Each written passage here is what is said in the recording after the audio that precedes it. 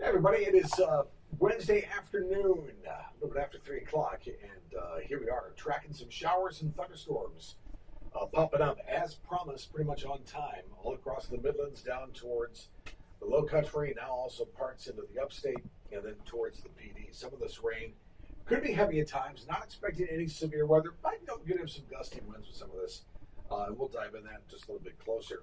I want to bring this to your attention. This is a huge news story. Not going to be. This is a huge news story. This is coming from China. Let me read this to you. And if you see any videos on this, it is heartbreaking.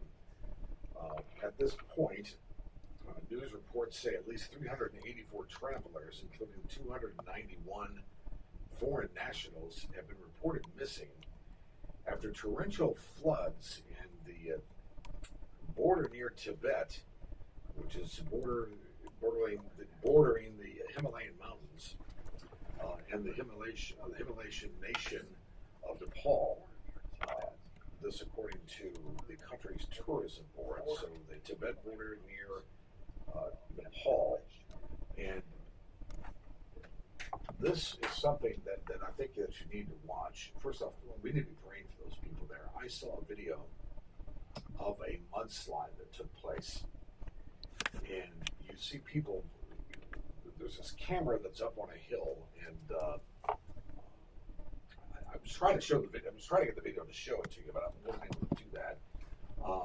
But you'll probably see it on the newspapers, on the news tonight. I got to tell you, I mean, it is the power of water and what water can do. It just this mudslide of water came in. The people gone, buildings gone, houses, cars. There was a 5-story building whisked away. When everything's said and done, I don't know how that camera on that hill stayed afloat, literally and figuratively, because I don't know. I mean, obviously it's battery operated because all the power was out. When the camera came back on, it was as if nothing existed. So we're talking here in this particular case, 384 people have been reported missing, 291 foreign nationals. I think that's only the beginning. I think there's going to be, literally, there could be thousands that perish in this. This is a devastation beyond belief, but it just goes to show the power of water. So when we talk about flash flooding, you got to take that seriously. You know, just a couple inches of water can raise a car up and float it away. And this water that came through Nepal, parts of India, parts of China, is just awful. So again, be praying for those folks there. Again, we're tracking showers and thunderstorms around now, but right now we're going to get to our other radar view here. Sort of hard to see, but this gives you a better view, statewide view of scattered showers and storms. Nothing severe, but still, again, some thunderstorms around. Let's do our tropical update. And remember, when we looked at this yesterday, there was another little area of disturbed weather out here in the Atlantic, which had zero effect on us. And I said, probably will start to dissipate and go away. And it has.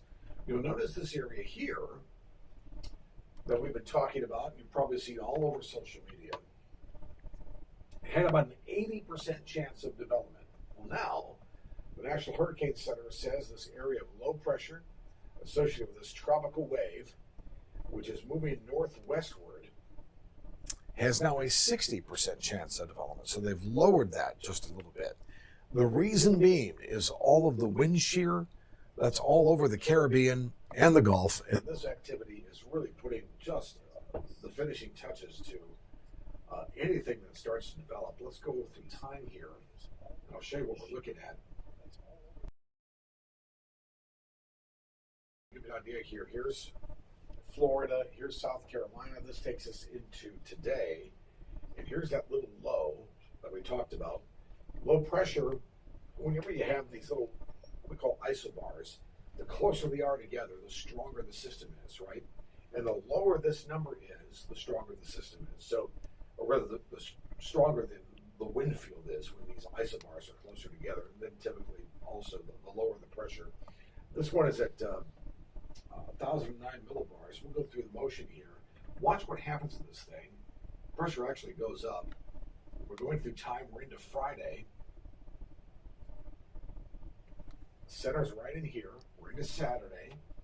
Here's Saturday afternoon, evening, Sunday early, Sunday morning. Where is it? It's a hot mess. I would say probably right in here is the center of circulation. We go through time. We're into Sunday night.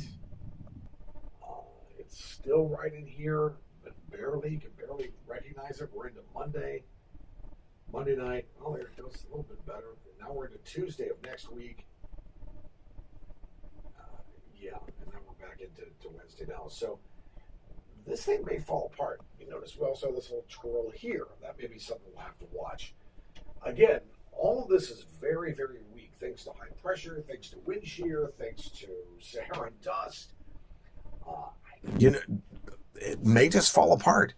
Again, we'll have to watch this. What happens when you have very, very weak systems like this, especially being this far out to sea, they do have a tendency to stay more towards the south and move towards a west-northwest movement, rather than having the inertia and doing this hook thing, right?